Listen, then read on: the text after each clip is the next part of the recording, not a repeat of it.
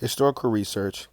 Crossover Downtown Outreach Ministry is a faith-based nonprofit organization established to provide free emergency food, clothing, household and personal items, and youth programs for those most in need in our community. The people who work there are usually all volunteers, people who devote their time and even money to the organization.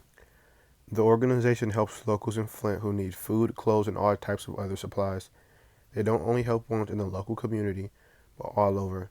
There are no limitations to who they may help and when they may help them. Crossover Ministries also provide faith-based services and programs showing the love of Christ, restoring hope, and rebuilding lives. Founded by three Flint churches in 1991, now being led by Executive Director Craig Lovett, Denise Diller, Development Officer, and Karen Dukes, Center Coordinator.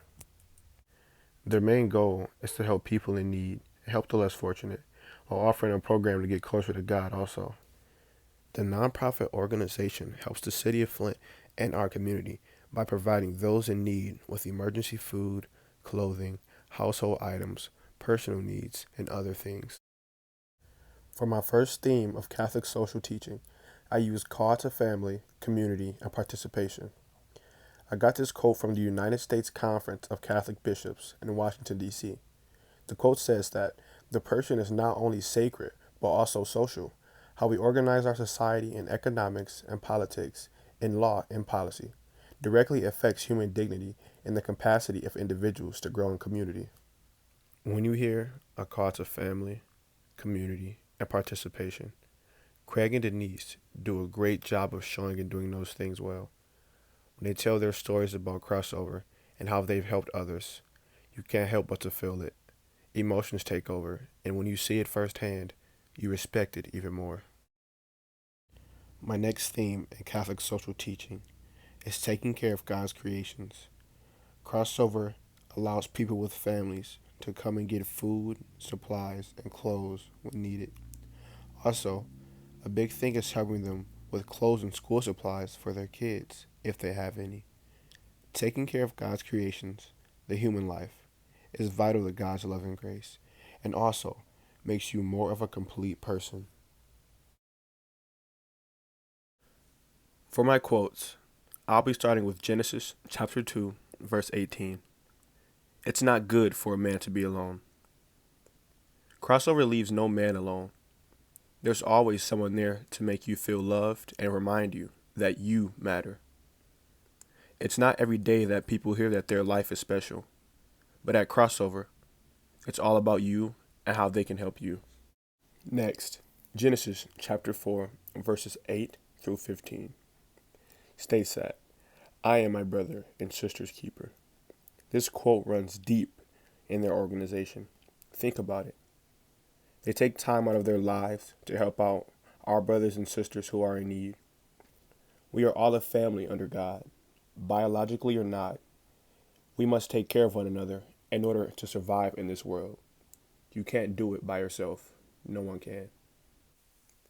Lastly, John chapter 15, verses 12 through 17 states that, this is my commandment. Love one another as I have loved you. Loving one another is something every volunteer that comes through Crossover does. The time I've been there, it's been nothing but smiles and good energy, showing love and respect to those who have came in and gotten what they've needed plus more. It's beautiful to see how Craig and his staff can change people's lives simply by loving others how God has loved them. For my saint, I chose Louise de Marlillac. Born August 12, 1591, died March 15, 1650, was a co-founder with Vincent de Paul of the Daughters of Charity. She ventured as a saint by the Roman Catholic Church. In the 17th century, the charitable care of the poor was completely unorganized. The Ladies of Charity, founded by Vincent years earlier, provided some care and monetary resources, but it was far from enough. Vincent and Louise realized that direct service of the poor was not easy for the nobility because of social class. The women took meals, distributed clothing, and gave care and comfort to people. They visited the slums dressed in beautiful dresses, next to people considered to be peasants. The tension between the ideal of service and social constraints was real. In 1633, Vincent de Paul founded the Daughters of Charity with Louise as their superior. Because they were neither enclosed nor called nuns, their concept pioneered into bringing women into religious services. Indeed, the congregation was the first religious institute of women devoted to active charitable works. Louise would fit perfectly in my organization because she devoted so much of her time and effort to making sure others had what they needed.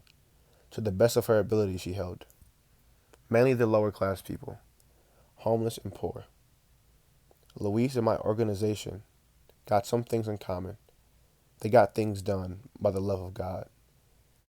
For my proposal, I wanted to help my organization get the building they needed by starting up a GoFundMe account. Getting that building meant more organization and a bigger space and more room to help people. Shortage of funds may be an issue though. Money plays a part in almost everything in today's world. So getting a new place and more things to help organize would be the only problem. Being able to get a new spot for the organization or not, they will continue to help people under God's name.